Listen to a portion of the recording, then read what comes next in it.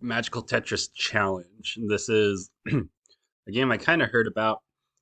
Again, Capcom, amazing developer. I love what they do with their licenses that they're given. I love Tetris, and I had a lot of fun playing with this game. I love the N64. I'm always on the lookout for great N64 games I missed. Um, this game is surprisingly challenging, and it's like all saved at the end. Pete just goes hard, but I beat it. I liked it. I played through as Donald. Mega Man 3, I got back to the Game Boy Mega Man games. Like, the 1, 2, 3, they're just there. Like they don't really do anything. It's all right. Gundam Wing Endless Duel. This is a deep cut. If you were getting into emulation back in the day, like the early 2000s, I think this was one of the big Super Nintendo imports that people were using for emulation. Like this, Sailor Moon, Another Story, Dragon Ball Z Hyperdimension, Dragon Ball Z Legend of the Super Saiyan. And it makes sense. Gundam Wing was a huge show back around that time. I don't really know much about it. I've only seen the first episode and I like the theme song. But I'm a huge fan of Mighty Morphin Power Rangers, the Fighting Edition, which this game is like a sequel to. And this game is amazing. One of the few Super Nintendo games at the end there, they're like proto PlayStation games with how insane the graphics and music is. But yeah, this was a lot of fun. Mario Kart Wii, again, I'm not a big Mario Kart guy, but I somehow forgot that I had this. I was going through my game collection. I'm like, oh, I have Mario Kart Wii. And so I decided to just run through it, beat all the cups. I remember this being huge back in the day. I had a lot more fun playing with it by myself than playing with other people. Mega Man 4 is where the Mega Man Game Boy games start to pick up. The opening is fantastic. That song is top tier. And the special boss character Ballad, he's actually pretty cool. Yeah, I liked this. And then the P chips system, this is pretty good. Tetris DX. Uh, Again, I love Tetris. I was trying to play as many Dr. Mario and Tetris games as I could this year because it was the 40th anniversary of Tetris. And I was like, I gotta celebrate by playing through a bunch of Tetris games. Mega Man 5. This is probably the most underrated Mega Man game. I know that it had a lot of people talking about it um, back in the day, but excellent Mega Man game here. Very unique, very different, very fun. I think if you like Mega Man 7, you'll like Mega Man 4 and 5. X-Men Children of the Atom. This is when Marvel versus Capcom Fighting Collection came out, and I thought this game was all right. I love the art, and I like the stage design, but that's all, really all I liked about it. Live Alive. Oh my gosh. I remember speaking of emulation, this was another big title that got the attention of emulators, of people emulating, and one of the best Square games of all time. Square was just amazing. That period from like 1990 to 2002, and amazing. Okay, if you've not played this game, you got to play this game. If you're a fan of RPGs, if you're a fan of Square, if you're a fan of the Super Nintendo, excellent remake, fantastic soundtrack, another Shimomura soundtrack, great characters, um, very unique battle system, a fantastic storyline that you really got to go in blind for. Fantastic game. I would highly recommend it. Jurassic Park on the NES. I got the Jurassic Park Classic Games Collection. It had it on my wish list for a long time, and then I saw that it was on sale on the PlayStation Store, and so I bought it.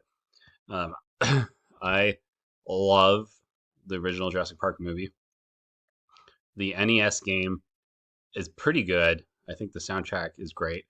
I like the graphics. I don't know what Triple Jump was talking about, but I think it has phenomenal graphics um, for the NES. It's hard, yeah, but the map included with the collection makes it a lot more enjoyable. X-Men versus Street Fighter. This was a heck of a lot of fun. I love when you defeat somebody with a super move, they get blasted off the screen. I think that's amazing. Yeah, a lot of fun, great soundtrack. Um, I would definitely go back and replay this. I had a lot more fun with this than Children of the Atom. The this was great. Marvel Superheroes versus Street Fighter, a little more disappointing than X Men versus Street Fighter. I think this one was trying to be more serious. Like X Men versus Street Fighter was like, let's just revel in the absurdity of this game and go nuts.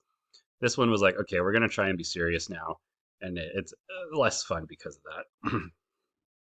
The Punisher, again, I'm playing through the Marvel versus Capcom arcade classics. I thought this was a pretty fun beat 'em up. Like Capcom, they really couldn't do anything wrong during this era. This was like the peak of their arcade games. It's fun. Um, Jurassic Park on the Genesis. I think this is the best classic Jurassic Park game. And I remember I had friends who had it, and the opening when you're playing as Grant is pretty scary. Like even today, and even just the menus. Like there's no music on the menu, and the animations. They got that Mortal Kombat animation. Very excellent job with the atmosphere. I love the box art. I love how it's this like simple yet eerie, like what's going on the island. And music is a bit weak, but the like sewer level and the visitor center level, those have really great songs. I like those, and I love the river raft level with Grant. I think the ending as the raptor is hilarious. Um, yeah, great game. Phoenix on the Atari 2600. This one is pretty dang good. If you like Galaga, Space Invaders, you'll like this. One of the later 2600 games. I heard about it because I was reading through Art of Atari. And if you watched my last year video, you know I really got into Atari that year. It's a great game here. Where's Waldo on the NES? I don't know. I saw this.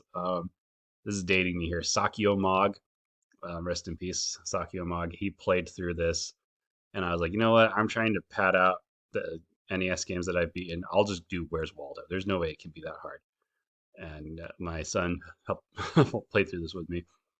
It's fun. A bit weird though, but it's fun. Doug's Big Game.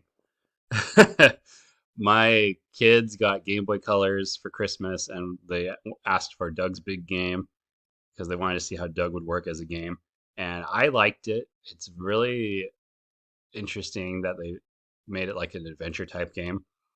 It can be a little boring if you're not into that type of stuff, but I thought it was fun. I thought it was good. And it'd been a long time since I'd beaten a Game Boy Color game on the Game Boy Color. And I believe that's the last. Oh, no, no. Phoenix Wright, Ace Attorney Justice for All. My wife and I played through this together. I am a huge Ace Attorney fan. I was there day one for like every game. I've played through the original trilogy extensively. I introduced it to her. My sister and I introduced it to her, and we beat the first one. I don't recall when, but we just went through the second one. And I don't know if this is still the mainstream opinion, but I'm not the biggest fan of Justice for All. I think it's one of the weakest games in the series. Uh, one and three are far better, but again, Matt Ungard, excellent. He's probably the best part of this game.